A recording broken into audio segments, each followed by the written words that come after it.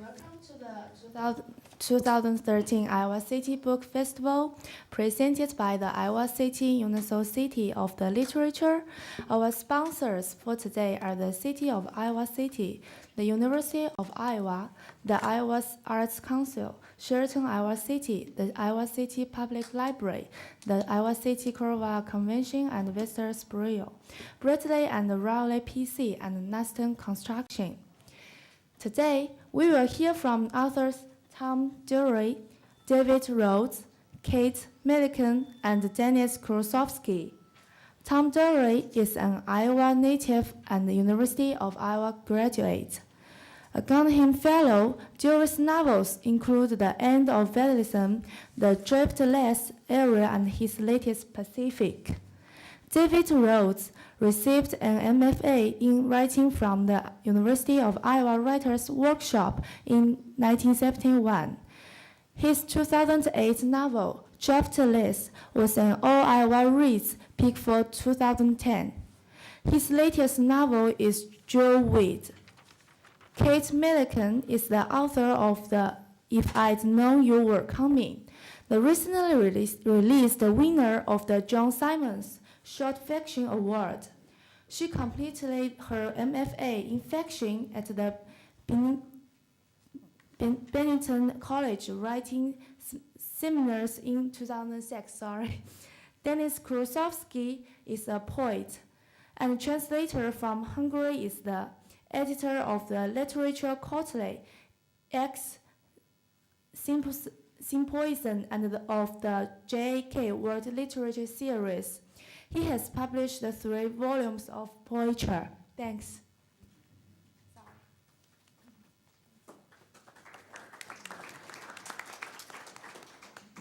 Thank you all for coming. It's kind of nice of you to come because it's like so beautiful outside, and I don't know, when I used to teach at Wesleyan, and this would be a day when I would say, okay, kids, let's go outside, but I don't think that's an option, so here we are, and thank you for being here. The topic of the panel is called A Sense of Place. Sense of Place 1, because I think there are like 3 or 4 panels called Sense of Place, and I guess it's what everybody wanted to talk about. So by the time this day is over, I think we should have this sense of place thing like decided once and for all. I wanted to open, the reason it was interesting to me is because it was not long ago, the novelist Ian Lee did an interview for a magazine called A Public Space, where she interviewed both me and Jan Leon Kay, who is the author of a novel called The Dream of Ding Village, about the AIDS epidemic in Henan Province, which is this rural area in central China. And Jan lives in Beijing, and I write about the Midwest, and I live in Brooklyn, so the interview was titled, You Are That Person Who Has Left. But Jan said, in response to one of Ian's questions, he said, no, I don't write about Beijing. You can't write about a place unless you're confident about every single detail. I don't think I can understand the metropolitan residents. Anything you write has to have a life rooted somewhere. It's glib to say so, but truly for me, every word I write has to be connected to the earth in Henan's countryside. And I responded to the same question somewhat differently. I said, I feel free to take what is useful, conversations, images, situations from my life in New York for the fiction that I'm working on, wherever it is set. This free mix of elements from different times and places has always been part of my writing. I'm not trying to say this is how a place is, how a real place is, or how the people who live there are, but how some people could be in a particular way that makes me want to write about them. So what I would like to do is just put the question out to you all and to say, or to ask, is it important to you to write about the place where you live? Is it a different experience when you write about some place that you don't live? And maybe tell us where you do live and how closely it corresponds to your work. I'll start. Sure. So I guess I would be categorized as someone who writes about California, but I write about California from a Midwestern perspective. So sort of cynically. My parents divorced when I was very young, so I split my time between Chicago and Los Angeles, and always had a sense of displacement in both places. And so I think ultimately place, and forgive me if I'm wandering from your question, No, it's okay. is about yearning, and yearning for the other, yearning for belonging. Going to Chicago, I smell like California to everyone. Going to California, I kind of have my nose up about it. And I have yet, and I'm looking forward to sort of getting over myself and writing about the foreign place and being more of a research-based writer that can find all those details that anchor something in the real and make it very real. So for the time being, while I'm still navel-gazing, I write about California and the Midwest. Yeah. I think I'm also someone who left the place. Like, I grew up in a small town in the eastern part of Hungary, which is quite similar to Iowa. Like, it's flat and there's lots of corns and cornfields everywhere. And then when I started the university, I moved to Budapest, and since then I live in Budapest. So I can call myself a Budapester now. Perhaps that's the city I know the most. But in my poetry, sometimes these two places are coming up in a mixed, in a mixed text. So there's something I like to do is to mix up the memories together and make a third place, which is in between the two places that I really know from my life, and so. I don't know, perhaps I just wanted to say that for me, the poem or the text of the poem is the place where I feel comfortable sometimes. Well, I think for me, and at least in a theoretical sense, you can think of a story or a work as having three fundamental components, and one is the place, and one is the characters, and one is the plot or the action. But it seems like the most fundamental of the three is the place, because when a story is set in a place, then the characters need to somehow make sense for that place. If the characters don't make sense for the place, the whole story will feel off a little bit. And then the characters themselves, you can have an idea for what your characters will do, an idea for a plot. But if those actions are forced upon characters that don't want to do them, you will again have this kind of cognitive dissonance that sets in and gives the story then a forced and unreal quality.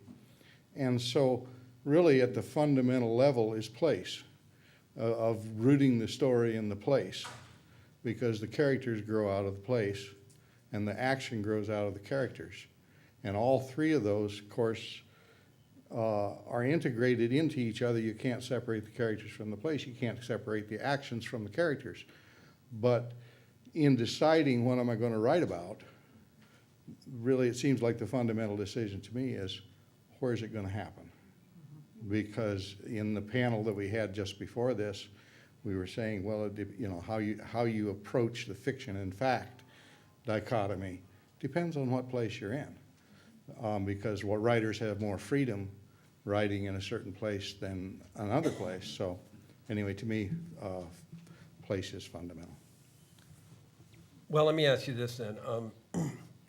Is a sense of place, like a set of parameters that are very clearly defined and distinct from other places, is it always necessary to fiction? And I think, I think of like Beckett, and his writing, and like you have a tree, basically, and a couple of guys sitting around it, waiting for Godot, and so I wonder, like, if it is always necessary. I kind of wanted to question the theme of the panel. Is it always necessary that we know, that the place be so well defined, and can the place be, sort of like the mind, which is where I would place Beckett's fiction and plays. And also, I wanted, in this regard, I want to just mention the Nobel for Alice Munro, for which, yeah. And she is described inevitably in all the news stories as a Canadian writer. And I would read that and I would think, well, that's true. She is a writer and she is Canadian, but I don't think of her that way. I think there's a universality to the people. In other words, I think like the personality of the characters, to me, is where the story resides. And there's a universality to Alice Munro's work that makes me not think of her as a Canadian writer, but more as a world writer. So I guess there's two parts to that question, but. Well, you're kind of looking at me here, so. I am looking at I want to go back. Yeah, I agree with you wholeheartedly. We're all trying to get to the universal, so the universal things. But the universal things, those big universal things where you're dealing with loyalty, fear, love, you can't go straight to them. And in my mind, the way to get to them is through the particulars. You get far enough into the particulars, and all of a sudden, then you get to the things that are universal and everybody can relate to. But if you just start talking point blank about love, it doesn't work. You need to go through who is this individual, how do they love, what does love do for them, and then you get to the part where everybody can go, oh yeah, I know that feeling. But it's true in terms of, do you always have to do that? Never. There's never an always. There are some people like Beckett that can get closer there, but he still needs a tree. Right. Any thoughts on whatever it is we're talking about? I think place. We're still on place, right? Yeah, no, that's it. It's funny because Beckett came up for me with this notion of this panel, and I come from a theater family, so Beckett was something I had to endure a lot of. For me, it was, and I think it is just a kind of a personal preference of how you want to, what your priorities are. Last night there was a panel, and Curtis Sittenfeld was saying that she likes to go from structure to character to language, where I might go from language to character to structure, and the ordering of those things. And for me, it was revelatory to come across Joy Williams or Annie Proulx or Tom Drury or David Rhodes, where the work and the universal truths that we were trying to get to were so much more accessible because of setting, because of place, because of being able to be anchored in that situation and understand those Midwestern characters so much more clearly because of where they lived being drawn. I have two little kids, 3 and 5, and when I found out I was going to be on this panel with these guys whose work I admire so much, the kids were looking at the books, and I actually read some of Driftless to my son. And because it's so anchored in place, he's 3, and he was completely wrapped for pages. And he'll bring me the book, and I'm like, no, I can't finish that. Like, I can't keep reading you that. But it gives an accessibility that I think Beckett, who does only get the tree on stage, or gets, everybody goes, what do we do with this set? Like, there isn't a set. That for me was what I enjoy about writing place so much. I don't know what to say about Beckett after all, but but this kind of abstract and more mysterious connection to a place like a tree, which can be a place. It was always something that was interesting for me because, as I mentioned to you, that I'm writing poetry most of the time. So poetry is a little bit more free from place, if we can say that, compared to fiction or characters. Also, at least that kind of poetry that I'm writing. But still, sometimes I find myself writing about a place I know, or just some parts of an image of a place came into the poem, and then that's the point when I'm stopping writing the poem and then starting to think about why this place came to this poem, and then and that's a mysterious thing, I think, but it's something that I really like in poetry, that it can connect different places into one. So.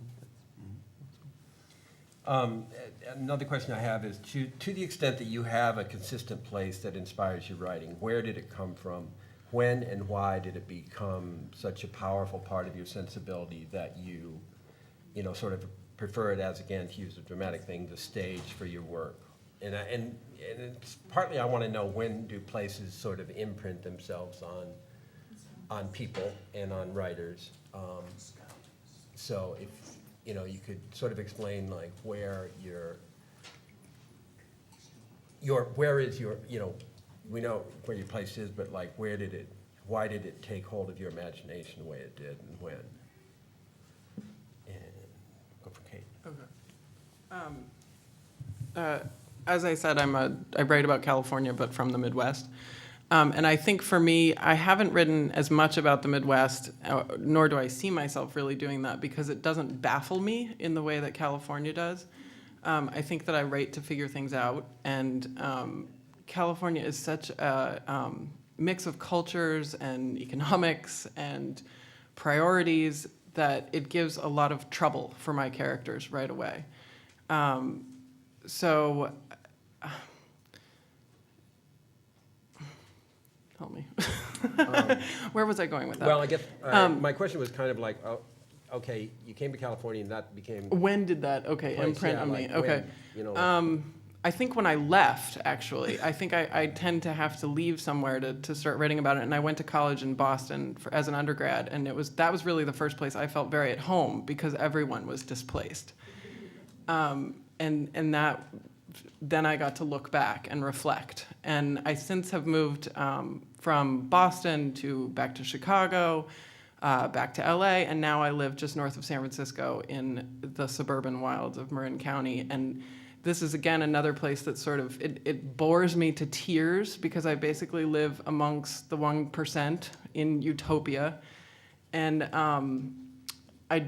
I hadn't seen myself writing about this place, except in a rather scathing way, until I left and went back and was like, oh, I can fictionalize this, because this is also very dramatic and overdone, and there's the huge mountains and these amazing redwoods, and everybody's priorities are so wrong. So that's when I'm working on a novel about Topanga Canyon, and when I'm done with Southern California, I will probably turn my gaze on Northern California and be merciless with them. Well, I don't know. For me, the place I can say that I'm at home is Budapest. I live in the center of the city, in the 6th district, which is just in the historic center of the Pest side. There's a Buda side and the Pest side on the two sides of the Danube. The Buda side is from the medieval times, so there are hills and a fortress and a castle. And the Pest side is where most of the citizens live, and mostly the young people lives there. So it's a little bit more fresh or more active all the time, but in the same time it can be a very ambivalent place if you look into the history of it, or just if I'm just talking about my district, and as you can see in the panel, it has a troubled history, as the city itself has, and because I just so I did not grow up there. I just moved there, so I have to imagine. I mean, recent or? 13 years ago, I moved there. So I've started to feel quite slowly to be a part of it, to be a part of the history, and then I cannot say it's a very comfortable feeling to be a part of a city like that, but it's a very interesting thing, and I think it's a very inspirative thing. So as also you can see in my text that I couldn't say that I know the place, but I couldn't say that I know any of the places I've ever been, because places are really different, and I try to read my city as a text or as a narration of, and I have my own interpretation of it, but it's still just one of the many interpretations but it's very inspirative to work out your own interpretation and work on this interpretation until I live there or even further. David? This is a wonderful topic, and I have some pretty incoherent thoughts I'd like to share with it but the place has become increasingly interesting to me, again, in a partly theoretical way. The Buddhists have a phrase that they refer to, that basically reality is created through a dependent co-origination. I don't know if any, the rest of you heard of that, but it's like, so it's, you have the subjective experience, which we're all familiar with our subjective experience, but our subjective experience doesn't generate the whole thing. It contributes, it participates with a shared experience that we don't have control over in entirely, but the two kind of really trade off with each other, and that's what place is to me, is the shared experience and the counterpoint that creates for the subjective experience. So you have the stream of consciousness that we all live in all the time. We have our thoughts about, what am I doing yesterday? What am I doing today? I saw this person, I read this, I saw the TV show, and we have our own little private subjective thoughts as an inextricable part of our linear experience. But that's constantly interrupted by a shared experience, by things in our place. And it would be, and the two work off of each other. And so that's, again, why it seems like to me that place is so fundamental, because the place is helping you create, is participating with you in the creation of your experience and in the creation of the shared experience of those around you. And when did the particular place you write about, the specific place, when did it become so important to you to write about? Because October 15th. What year? 1946. Is that when you were born? Actually, a month before. Okay. Well, I mean, obviously I'm trying to drive in something specific, so I might as well just say it. I think that the places where we were young, and I mean ages, Absolutely. 4 to 16. Well, for me, I mean, it's like everybody's different, but for me, that place is so well remembered because I think kids see with very strong eyes, and they take in things without preconception. And I remember it very well. And also I rely a lot on things that I've remembered over a long time. It's very hard for me to come and, to write a short story about this weekend in Iowa City. It would be very difficult because I don't know if I can trust what I've noticed to really last. And things last for reasons I don't understand, and I don't even want to understand. But if I remember something specific and I don't know why I remember it, I think it's important. It's connecting with something like below the conscious level that is what I am supposed to be saying. So this is why I write about the Midwest, although I live in Brooklyn, is because this is where I was young and where it's sort of like everything about it kind of imprinted itself on me just by chance. It's just where I happen to be. And I've read other writers or interviews with other writers where they've talked about that. The voice that you write with is often the voice that you heard people talking in when you were young, and the places. And I mean, Flannery O'Connor said, anybody who lives to the age of 16 has enough material to write about for the rest of their life. So, so that was my answer. A lot of these questions are directed to me specifically because I wrote them. So, so that's my answer to my question. And I don't even know if I want to get into this technical question. Maybe we'll just skip this one.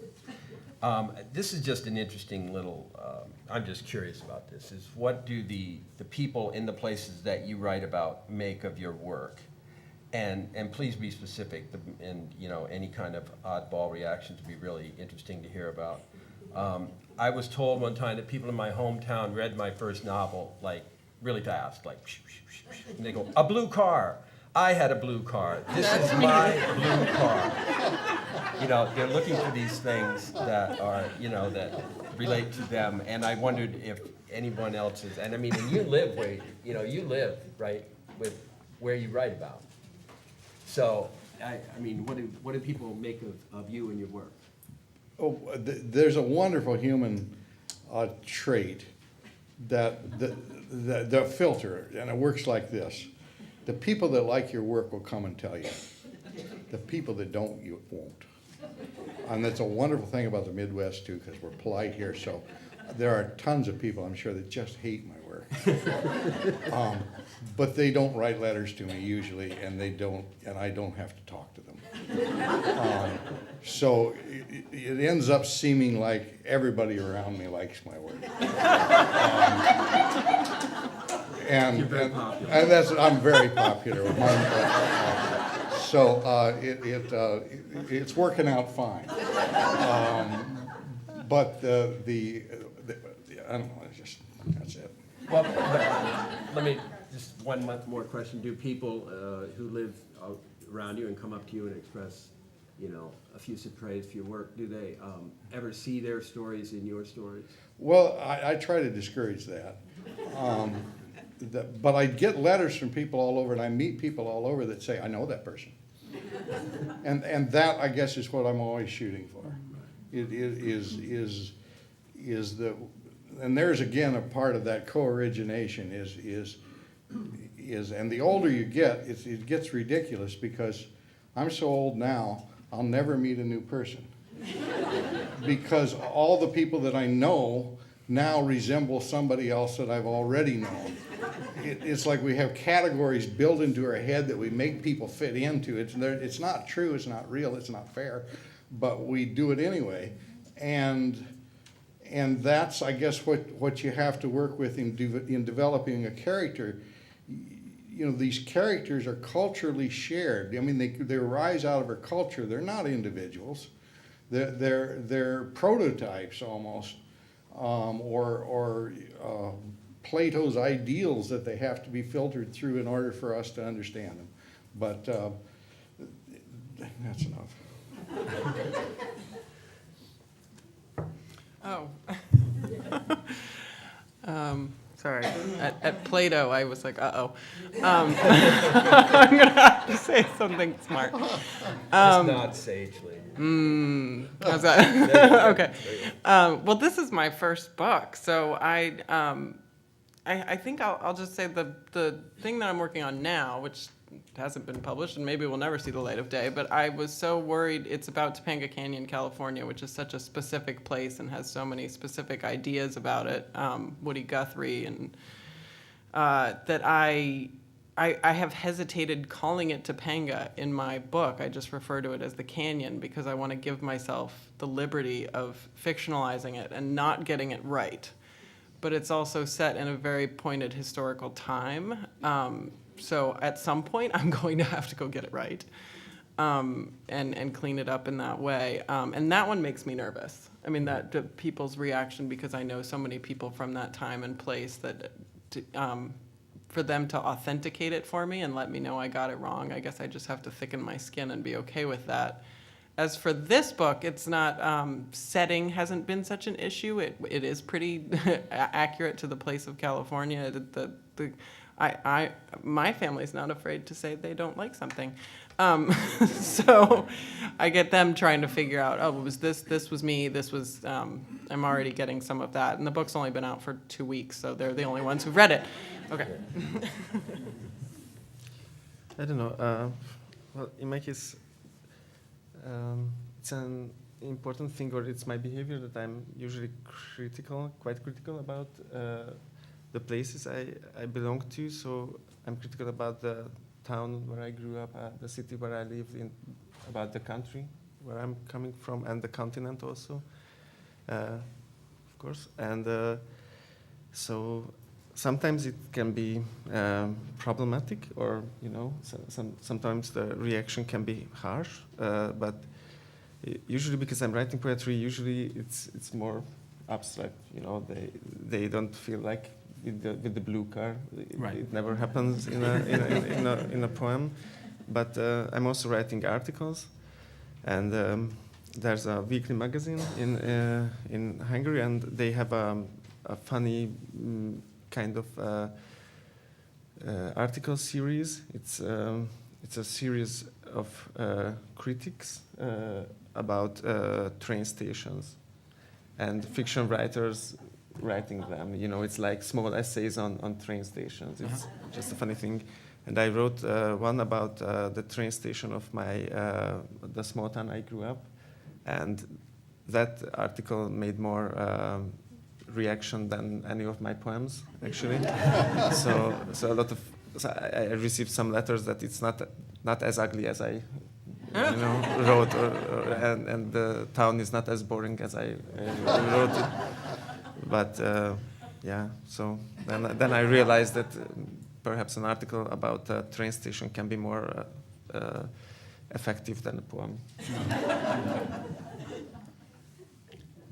Well, I mean, I would say what you said about, people approaching you who tend to like your work is true, but there's, in my experience, but also there's the person who will report to you that someone else didn't like it at all.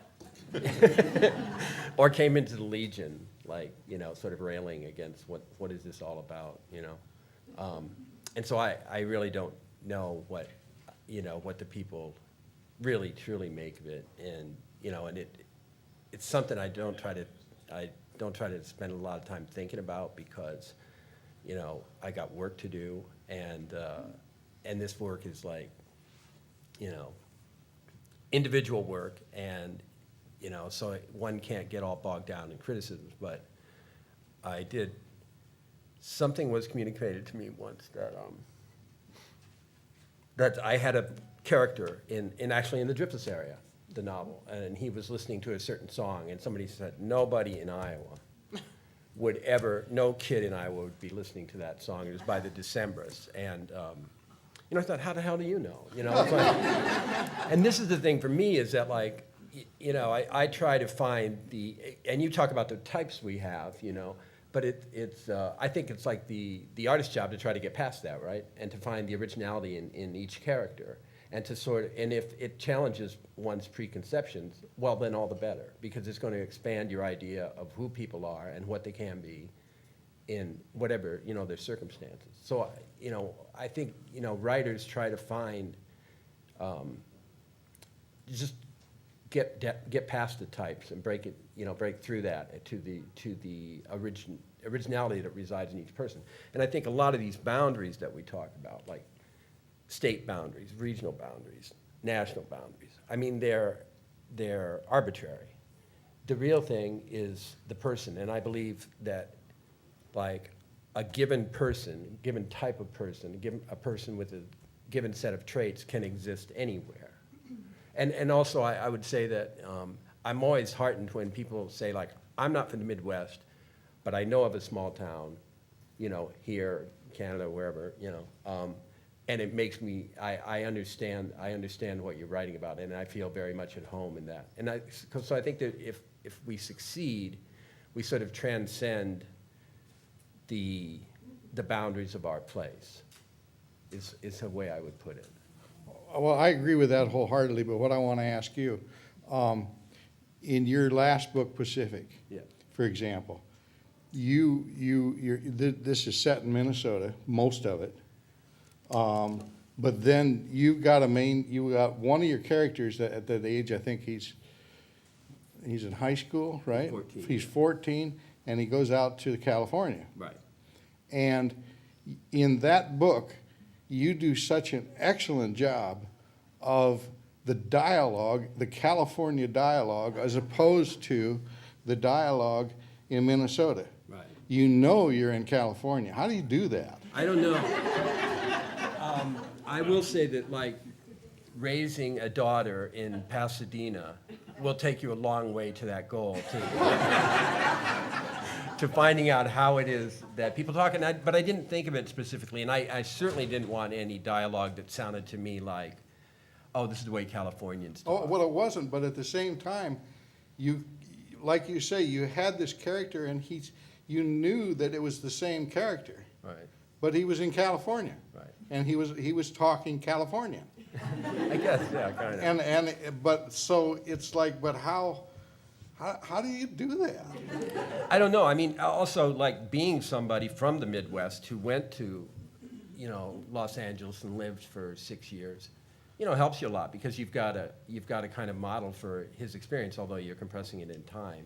You're pushing it back to the age of 14. But I mean, I made that transition, so I know.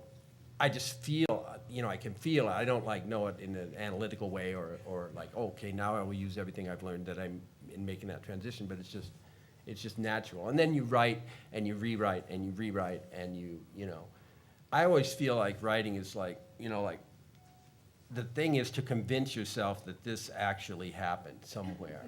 And I like the many worlds theory, which is that like every possible world and every possible branch of decision-making that one goes through, they actually exist somewhere. Yeah.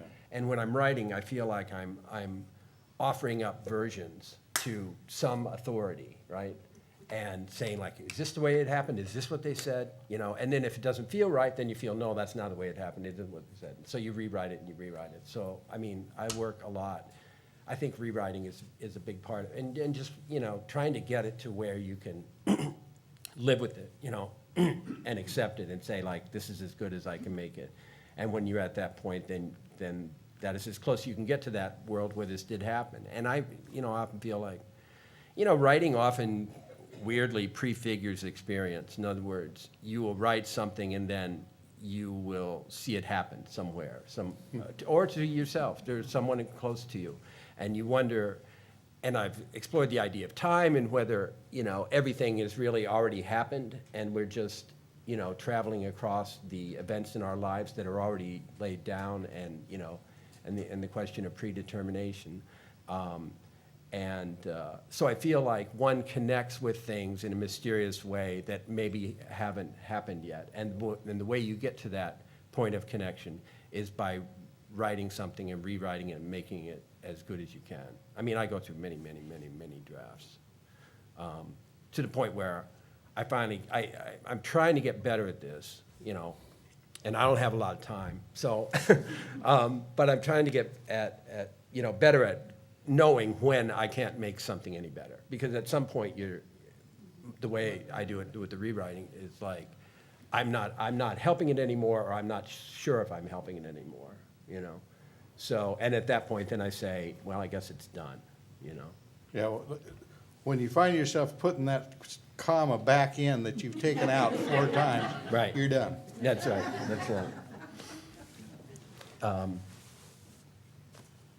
Any thoughts on this No, question? in your writing, Tom, I think you have an amazing ear for dialect. Yes. And so just the dialogue I learned from. Yeah. So seeing that transition from the Midwest to Southern California and making Micah, right, 14. Yeah, Makes so much sense because he can be so much more impressionable than surely you were moving to Pasadena as an adult. No, I'm pretty impressionable. Just giving you more credit. Okay? All his enjoyment of California was also my enjoyment, And one goes to LA, I mean, talking about places not necessarily as matter of fiction, but one goes to LA just, prepared for the worst, Because I thought you would go there and it'd be like super flat and it'd be like parking lots for 800 miles. And I thought the smog would be like this visible yellow smoke with, sort of tendrils in the air. And, and it was like, I was amazed at how beautiful it is. I was amazed how quickly you can get out in the country or to Yeah. the top of Mount Yeah. Wilson, which I It's- write it's about so in the book. diverse in that, Like all the yeah. things that he finds cool about California are the things that I found cool about California. And the other thing, I would say this about dialogue too. I always resist anything that, sounds like what somebody in Hollywood would write a Midwesterner saying, I really try to make people and also the people in my books talk a lot more than the people that were around when I was growing up. And in many ways, I mean, I always feel like, I grew up in a town, it was like at its peak, it was 221 people. And it was surrounded by farmland. And I would go, and there were like no kids my age in the town. So I mean, I would just sort of wander the streets alone, like Micah does in Hunts and Dreams. And I wish that somebody would stop by, or drive through town or something, like you'd see someone. Yeah, say something, right. But I was often, thwarted in my wishes. So I think, and certainly, I mean, I felt like the end of Vandalism was in some way written to get people talking, the way that I wish that they would have. And I often think too, and I talk about the way that, place imprints itself on your imagination. I think in some ways the books that I write are like the world as I wanted it to be when I was growing up, that I hoped that the adult world would be the way that I write about. In some ways, I think my novels are very optimistic, although at the same time, some people have reviewed my stuff and said like, oh my God, these awful, awful Midwestern towns, But I think like, well, no, actually it's pretty good, you just weren't there, And another thing that was interesting is like one time, after my first book came out, it was reviewed, and somebody said like, I'm so sick of these Eastern people coming to the Midwest, to the Iowa City, to the writer's workshop, and then writing their version of the Midwest, And I'm like, I didn't go to the workshop, and I grew up here, So whatever it is, whatever it may be, it is authentic and to some degree, or to as the greatest degree I can make it. I wanted to ask quickly about, or just put out a phrase, regional writer. Do we like the phrase? What does it mean to us? What does it mean to readers? And what does it mean to publishers? And I don't, this is kind of, I don't know, it's kind of shop talk, but I'm just curious. And have you noticed that people in Los Angeles are not considered regional writers, and people in New York are not considered regional writers, even though they may only write about New York and Los Angeles, Yeah, that's It's like the regions are the places that, that exist metropolitan. outside the powerful places, Yeah, outside the cities. That's interesting. I guess being that I write about LA to some degree, I guess I haven't had that anxiety, concern about that yet. But I did have a moment of what am I going to read in Iowa, because this is such a California book. But hopefully the notion is you get to write, or hopefully you've written well enough that you take someone somewhere. Yeah. And that I guess I'm okay with that label as long as it doesn't affect sales. But how would one know? Right, yeah. Go ahead. Well, I don't know, it's an interesting question because, here you can be a regional writer, but in Hungary, which is smaller than Iowa, it's hard to be a regional writer because it's It's the whole region. it's all region, yeah. Well, we No, have because why? It's the whole region. Oh, I got it, okay, yeah. Okay, well, traditionally we have something similar, and it's always a big arguing between the two parts of the literary scene, because in Hungary everything is quite centralized because the only big city is Budapest, and all the rest is smaller. So all the other Hungarian cities are much smaller, and of course writers live there, and they always feel that they are out, or they are far. It's not really far, but to not live in Budapest, it feels it feels far.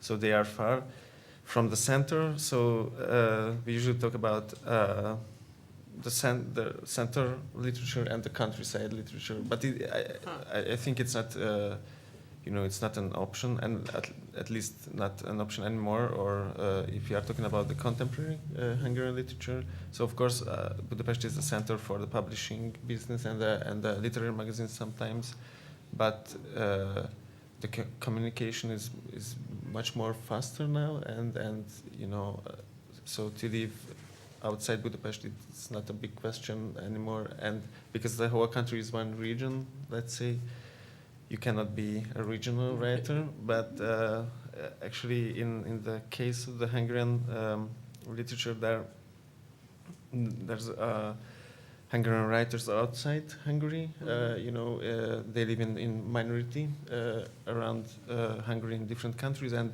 they can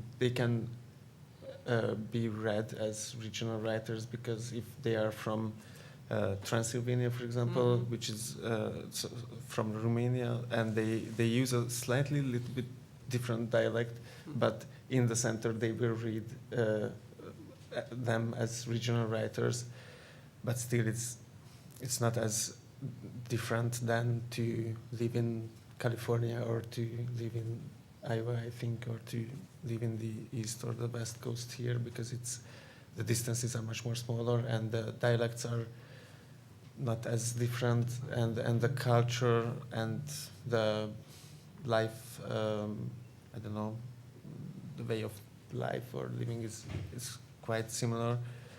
Perhaps there are different historical backgrounds sometimes because you live in a different country, but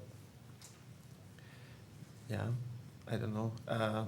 Well, I grew up in the countryside, and I can sometimes feel that I'm from the countryside. So I live in Budapest, but I'm from somewhere else. So I can be, or I had the chance to be a regional writer, but I passed now. So your childhood was in the countryside? Yep. Back to what Tom was asking about, do you write more about the countryside then, or more? No, about, not really. Not really. Not really.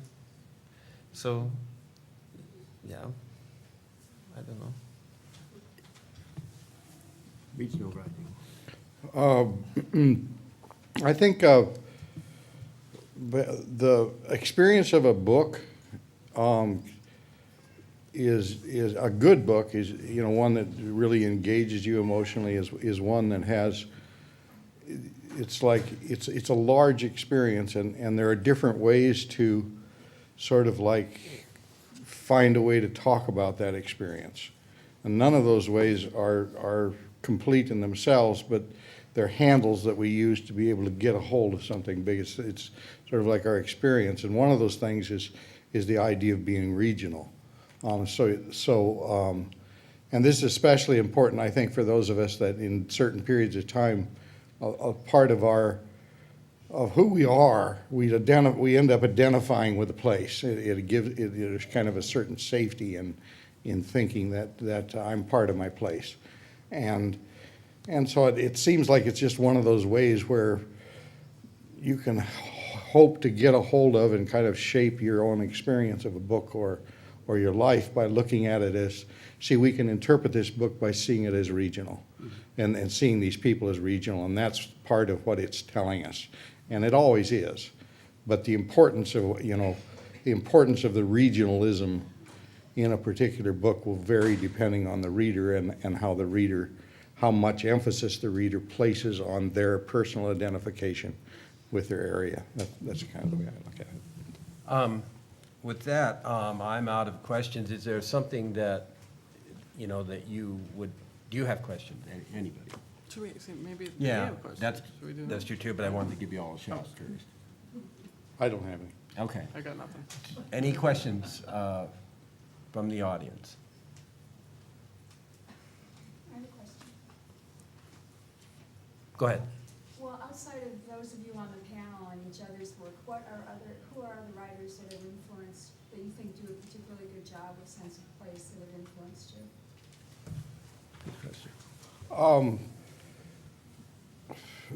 I've been influenced by a lot of people, and I grew up really, just loving William Faulkner, and he's kind of the epitome of sense of place. But I'm not necessarily recommending this next book because it's very difficult, but it's also he tries something very different. And it's Robert Bolano, and he wrote a book called 2666. It's very hard to read, but he does something in there that's unique. And that is he'll follow a couple set characters in a particular place. He'll go into the place, you'll be eating with these characters, they'll be having a conversation, and he'll overhear something. One of the characters will overhear something, and all of a sudden you'll be in that person's mind. And, or there'll be a smell, and that will take you, and it just goes like this all over the place. And it's like almost a book about place without a plot.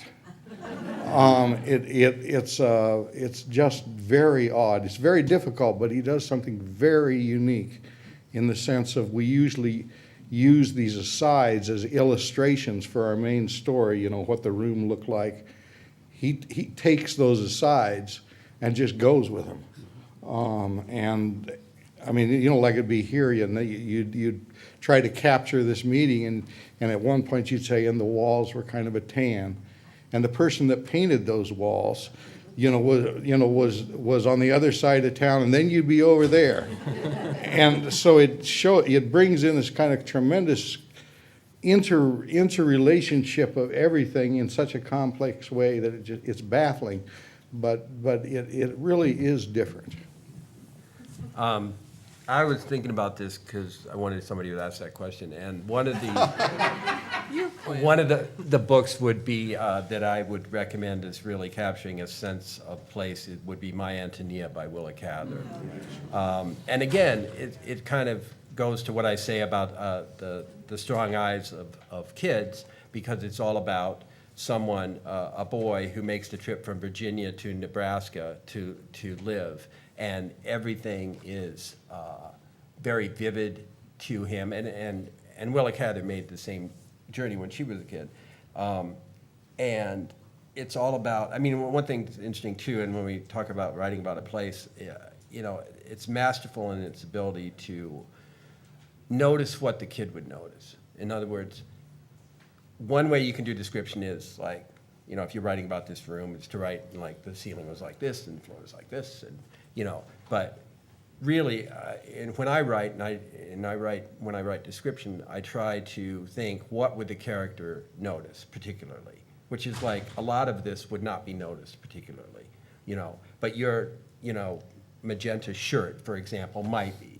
It's like, that's what I'm noticing right now, So My Antonia, I think, is a great example of a book about place. Also, of course, 100 Years of Solitude by Gabriel Garcia Marquez, which was like a great example of a place that I don't think is really, one does not, it seems real, but is not real. He builds this sort of magical, mythical space that is totally, totally convincing. And then a book that I read recently, and I'm always recommending, is called Orion, You Came and You Took All My Marbles. It's by a writer named Kyra Henahan. And that's when I was talking about, like, can a place be a place in the mind? This takes place in some kind of strange world that seems to be a transitional world that someone has invented following a trauma, and you really don't know what the trauma is. The place is surreal, but the characters react as one would, and I found it a wonderful example of. I really like the idea of places that are created by a mind that has suffered some kind of, serious trouble, and it's like an invented place that is in which one can recuperate, and it's not a real place, but it's. Orion, You Came and You Took All My Marbles. So I would say those three. Well, I usually like those writers and essayists who are critical about the place, especially, and it's a very, very important thing, I think, in Central Europe, because there's so many writers and essayists and especially politicians. They usually wants to speak about a country as an island sometimes, but in Central Europe it's just impossible. Mm-hmm. And so then I like those writers who are writing about, for example, Hungary in a wider with a wider perspective. Mm-hmm. That it's not a country in its own, or it's not an island. It's a mixture of different nationalities and different historical perspectives. And is there a book that comes to mind that would? Yeah, and that's also a big tradition in Hungary and a very important contemporary thing that Yeah. it happens. So, for example, Imre Kertész, that I quoted in my text, Nobel laureate writer from Budapest, he always writes about Central Europe and about Hungary because he's a Hungarian-born writer, but Hungary is a more difficult thing than something in between the borders. So he opens it and he speaks about European, Eastern, Central European history, and from that perspective you can see something which is Hungarian, but it's not isolated between the borders. And also you can there's a huge novel that I really admire, and the writer's name is Péter Nádas, and he's a very, very important writer in Hungary, and I can say in Europe now, and you can read his books in English. It was published here by the FSG and First FSG. So the latest novel, it's almost 1,800 pages. The title is Parallel Stories, and it was published here in United States 2 years ago, as I remember. And that's a very interesting book because it is something about Hungary, but it's not. It's about Europe or Central Europe, and through that, and it's really critical and it's really dark, and it's hard to read sometimes, but that's something fits the history and the society of Central Europe because it's hard to read. Kate? I guess I'll just plug one book because I know we need to wrap things up, but I think I'm very fond of books that I feel romantic about the particular places they're located. Wyoming and Minnesota, places that I want to spend time. But right now I keep referring back to Joy Williams' The Quick and the Dead, which sense of place where the location seems like it might win. It might be the victor in the entire story. I like that kind of book. Okay, and there was a question in back? Well, I'm from California first, but I'm curious, how much time do you spend in a place that you're going to use in what you write? Like, do you drive by or drive through a town for a day, or do you stay a few months, or what's your process for learning about the place? It's interesting that you say drive, because I put a lot of characters in cars. I think that's a part of growing up in LA and being in transit so much of my life. So I tend to, Topanga I've only visited once since I started this book about Topanga, and I don't really plan on going back until I've revised. For me, well, it's interesting because I mentioned to you that I grew up in this small town and that I live in Budapest now. But since I moved to Budapest, I haven't been to this small town. I spent my first 18 years there, but I haven't been there since 14 years now. And I'm always planning, every summer I'm planning to go there to rent a house and spend there a month and write something about it, but I can't. And perhaps this is something that I should write about, why I can't go back. I just write about where I live. It varies. I mean, a lot of what I write about is basically reconstruction or deconstruction of the world that I grew up in, so I remember it very well. So I always find, like, when I'm writing about the Midwest, I don't have to be here, but like a trip back here really kind of energizes me and gives me a fresh perspective.